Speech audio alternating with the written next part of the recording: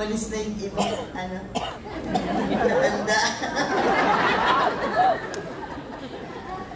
Nakailang ihi rin sila. Ako hindi pa. Mamaya. Ay nako, 70 years sa show business.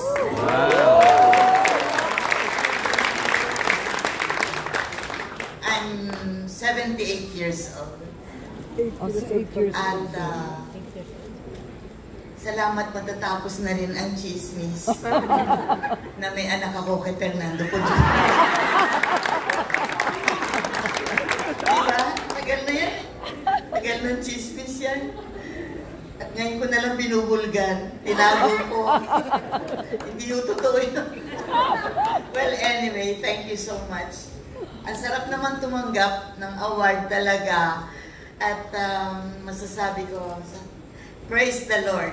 Sapagkat kung ano man po ang ating nararating sa ating buhay, ay lahat ito ay regalo ng ating Panginoon. Lahat ito ay sabihin natin, we are blessed. And huwag tayong maging malamig sa ating mga pananampalataya. Just continue praying and loving God. At hindi tayo papabayaan sa ating mga